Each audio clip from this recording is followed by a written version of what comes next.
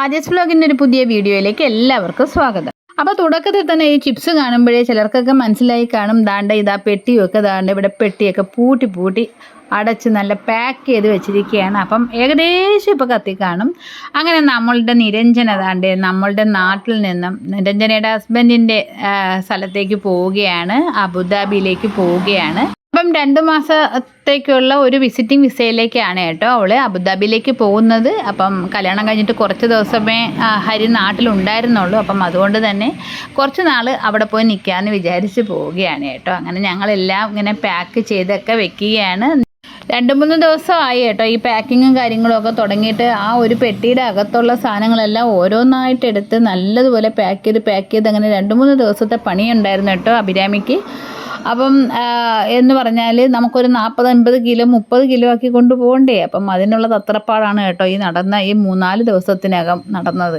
അപ്പം അതെല്ലാം കഴിഞ്ഞ് എല്ലാവരും കൂടെ കാറിന് വെയിറ്റ് ചെയ്തിരിക്കുകയാണ്. അപ്പം ഹരിയുടെ വീട്ടിൽ നിന്നും എല്ലാവരും ഉണ്ട്, അമ്മയും അനിയനും ചിത്തിയൊക്കെ ഉണ്ട്. അപ്പം നമ്മളും ഇവിടുന്നുണ്ട്. അപ്പം 2 കാറിൽ പോകാനായിട്ട് ആണ് നമ്മുടെ പ്ലാൻ കേട്ടോ. അപ്പം ഞാനൊക്കെ ഇടയ്ക്ക് ഇച്ചിരി പണിയൊക്കെ ഉണ്ടായിരുന്നു. അപ്പോഴേ ഞങ്ങൾ വിചാരിച്ചു നിരഞ്ജന ആദ്യം പോകട്ടെ, കാരണം എന്തെങ്കിലും പ്രശ്നങ്ങൾ പറ്റിയാലോ കാറിന്. അപ്പം അതുകൊണ്ട് അവർ നേരത്തെ പോയി. ഞങ്ങൾ അത് കഴിഞ്ഞ് അപ്പോഴത്തന്നെ ഞങ്ങൾ ഇറങ്ങാനാണ് പ്ലാൻ. നിരഞ്ജന കാറിൽ കയറി പോകാനായിട്ട് പോവുകയാണ് കേട്ടോ. അങ്ങനെ നിരഞ്ജന ടാറ്റയും പറഞ്ഞ് അങ്ങ് പോയി കേട്ടോ. അപ്പം ഞങ്ങളുടെ കുടുംബത്തിൽ പൊതുവേ ഗൾഫുകാർ ഇച്ചിരി കുറവാണ് കേട്ടോ. അപ്പം നിരഞ്ജന ഒരു ഗൾഫുകാരിയായി കേട്ടോ വന്ന്. ഓക്കെ, അപ്പം അതുകൊണ്ട് തന്നെ ഞാൻ ഈ എയറോട്രാമിലൊന്നും പോയിട്ടില്ല. അപ്പം എൻ്റെയും ഫസ്റ്റ് ടൈം പോക്കാണ് കേട്ടോ എയറോട്രാമിലേക്ക്. അപ്പം ഞങ്ങൾ നാനോയിൽ പുറപ്പെട്ടു കേട്ടോ. അപ്പം ഞാനും ബാലുവും സാറുമാണ് കേട്ടോ നാനോയിൽ പോകുന്നത്. അപ്പം ഞങ്ങളിവിടുന്ന് ഇറങ്ങിയപ്പോഴൊന്നും കുഴപ്പമില്ലായിരുന്നു. പക്ഷേ ഞങ്ങൾ ഒരു കല്ലമ്പലമൊക്കെ അടുപ്പിച്ച് തുടങ്ങി, ഭയങ്കര മഴ അങ്ങ് തുടങ്ങി കേട്ടോ. മഴയെന്ന് പറഞ്ഞാൽ കണ്ണുപോലും കാണാൻ വയ്യാത്ത മഴയായിരുന്നു കേട്ടോ. അപ്പം നിരഞ്ജനയൊക്കെ തീരദേശം വഴിയാണ് കേട്ടോ പോയത്. അപ്പം അവൾ വിളിക്കുന്നുണ്ടായിരുന്നു ഇടയ്ക്കിടയ്ക്ക്. അപ്പം അവിടെയും ഭയങ്കര മഴയാണെന്ന് പറഞ്ഞു, കണ്ണൊന്നും കാണാൻ വയ്യ, വെളിയൊന്നും കാണാൻ വയ്യ എന്നൊക്കെ പറഞ്ഞ് അവളും ഇടയ്ക്കിടയ്ക്ക് വിളിക്കുന്നുണ്ടായിരുന്നു കേട്ടോ. അപ്പം മഴ ജസ്റ്റ് ഒന്ന് തോന്നുന്ന സമയമൊക്കെ ആയപ്പോഴത്തേക്കും ഞങ്ങൾ ഏകദേശം തിരുവനന്തപുരമൊക്കെ എത്തി കേട്ടോ. അപ്പം അതുകൊണ്ട് തന്നെ വലിയ ടെൻഷൻ ഇല്ല കേട്ടോ. അപ്പം ഒന്നുമില്ലെങ്കിലും ഭയങ്കര മഴയാണെങ്കിൽ നമുക്ക് യാത്ര ഭയങ്കര ബുദ്ധിമുട്ടല്ലേ. അപ്പം ആ ഒരു ബുദ്ധിമുട്ടങ്ങ് മാറി കേട്ടോ. അപ്പം ഞങ്ങൾ എയറോട്രാമിലോട്ട് എത്തുകയാണ് കേട്ടോ. അപ്പം നിരഞ്ജനയൊക്കെ അവിടെ എത്തിയെന്ന് ഞങ്ങളെ വിളിച്ചു പറഞ്ഞു. അപ്പം ഞങ്ങൾ ഇപ്പോൾ എയറോട്രാമിലേക്ക് എത്തുകയാണ്. കീർത്തനയുടെ കല്യാണം കഴിഞ്ഞ സമയത്ത് കീർത്തനയും ശരത്തും കൂടെ ഡൽഹിയിലൊക്കെ ഒന്ന് പോയിട്ടുണ്ടായിരുന്നു കേട്ടോ. അപ്പോൾ ഫ്ലൈറ്റിലാണ് പോയത്. അപ്പം അവരെ വിളിക്കാനായിട്ട് ഒരിക്കൽ ശംഖുമുഖത്തെ ഡൊമസ്റ്റിക് എയർപോർട്ടിൽ ഞാൻ പോയിട്ടുണ്ട് കേട്ടോ. അപ്പം അങ്ങനെ ഒരു പരിചയം എനിക്കുണ്ട് കേട്ടോ. അത് പക്ഷേ ഒട്ടും നമുക്ക് വളരെ ചെറുതായിട്ടാണ് തോന്നിയത് കേട്ടോ. പക്ഷേ ഇത് കുറച്ചുകൂടെയൊക്കെ വലുതല്ലേ.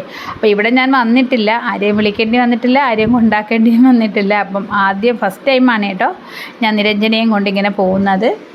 അപ്പം നിരഞ്ജനയും ഫസ്റ്റ് ടൈമാണ് കേട്ടോ ഫ്ലൈറ്റ് പോകുന്നത്. അപ്പം നിരഞ്ജനയ്ക്കും കുറച്ച് ടെൻഷനും കാര്യങ്ങളൊക്കെ ഉണ്ട്, എന്താണെന്നൊന്നും അറിയത്തില്ലല്ലോ. അപ്പം അതൊക്കെ ഹരിയും സാറും ഒക്കെ പറഞ്ഞു കൊടുത്തിട്ടുണ്ട് ചെയ്യേണ്ട രീതിയെ. പക്ഷേ എല്ലായിടത്തും സഹായത്തിനായിട്ട് ആൾ കാണും. അപ്പോൾ ടെൻഷൻ്റെ ആവശ്യമൊന്നുമില്ല, നമ്മളുടെ പേപ്പേഴ്സ് എല്ലാം കറക്റ്റായിരുന്നാലും നമുക്ക് ടെൻഷൻ്റെ ആവശ്യമൊന്നുമില്ല എന്നൊക്കെ ഉള്ള കാര്യങ്ങളെല്ലാം പറഞ്ഞു കൊടുത്തിട്ടുണ്ട്. അപ്പം അശ്വതിയും അഭിരാമിയും ഭാമിയും എല്ലാം നിരഞ്ജനയുടെ കൂടെ തന്നെ ഉണ്ടായിരുന്നു. അപ്പം അവരെല്ലാവരും ഒരു കാറിലാണ് കേട്ടോ വന്നത്.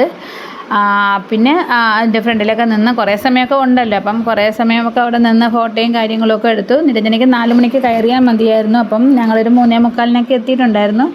അപ്പം എല്ലാവരും നിന്ന് ഫോട്ടോയൊക്കെ എടുത്തു. അമ്മയും അനന്തവും നിരഞ്ജനയും ചിത്തിയും ഭാമിയും അഭിരാമിയും എല്ലാവരും ഉണ്ടായിരുന്നു, ബാലു എല്ലാവരും ഉണ്ടായിരുന്നു. അപ്പോൾ എല്ലാവരും ഒക്കെ നിന്ന് ഫോട്ടോയൊക്കെ എടുത്ത് സന്തോഷം പങ്കിട്ടു. അപ്പം എന്നിട്ട് എല്ലാം സെറ്റാക്കി പോവുകയാണ്. പരീക്ഷാ ഹാളിലേക്ക് കയറുന്ന ഒരു കുട്ടിയെപ്പോലാണ് കേട്ടോ എനിക്ക് തോന്നിയത്. എല്ലാം ഉണ്ടോ എന്നൊക്കെ ചെക്ക് ചെയ്യലും കാര്യങ്ങളും ഒക്കെ ആയിരുന്നു. അപ്പം എല്ലാമൊക്കെ സെറ്റാക്കിയിട്ടുണ്ട്.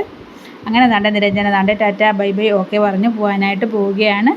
അപ്പോൾ സാറും കൂടെ ഹെൽപ്പ് ചെയ്ത്, കുറച്ച് വെയിറ്റൊക്കെ കാണുമല്ലോ. അപ്പം അതൊക്കെ ഒന്ന് തള്ളി അങ്ങോട്ടൊക്കെ ഒന്ന് കയറ്റി വെച്ച് കൊടുത്തു. അപ്പോൾ അതൊക്കെ കൊണ്ട് നിരഞ്ജന ക്യൂവിലായിട്ട് നിൽക്കുകയാണ്.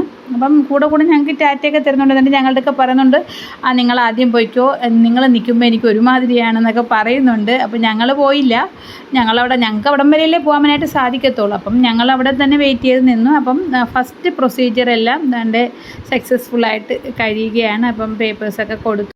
പാസ്പോർട്ടൊക്കെ കൊടുത്തു, അതെല്ലാം വെരിഫൈ ചെയ്ത് ഓക്കെ എല്ലാം സക്സസ് ആയി. നിരഞ്ജന അകത്തേക്ക് പോവുകയാണ്. അപ്പോഴും ഞങ്ങളുടെയൊക്കെ പറയുന്നുണ്ട് നിങ്ങൾ പൊയ്ക്കോ എന്നൊക്കെ പറയുന്നുണ്ട്. അപ്പം ഞങ്ങളുടെ നിരഞ്ജന പോവുകയാണ്. ഇനി 2 മാസമൊക്കെ ആവുമായിരിക്കും വരുമ്പോഴത്തേക്കും. അപ്പം ഇപ്പോൾ ഇത് എഡിറ്റ് ചെയ്യുമ്പോൾ സത്യത്തിൽ വിഷമമുണ്ട്. കാരണം നിരഞ്ജന ഇങ്ങനെ എത്ര വലിയൊരു ഡ്യൂറേഷനിൽ എവിടെയും പോയിട്ടില്ല. തൊടുപുഴയിൽ പോയാലും ആഴ്ചയിൽ വന്നുകൊണ്ടിരുന്നൊരു കൊച്ചല്ലേ. ഓക്കെ, അപ്പം വിഷമമൊക്കെ ഉണ്ട്. പിന്നെ എല്ലാവരും സന്തോഷമായിട്ടിരിക്കട്ടെ. അവർക്ക് സന്തോഷമല്ലേ, ഹരിക്ക് സന്തോഷമല്ലേ. ഓക്കെ, അവരുടെ സന്തോഷമാണ് നമ്മുടെ സന്തോഷം, അങ്ങനെയല്ലേ. ഓക്കെ, അപ്പോൾ പോയിട്ട് വരട്ടെ. Happy journey. അപ്പോൾ അവളുടെ തിരിച്ചു വരവിന് വേണ്ടി കാത്തിരുന്ന് നമുക്ക് സമയം കളയാം. ഓക്കെ, അപ്പോൾ ഞങ്ങൾ തിരിച്ചു പോവുകയാണ്.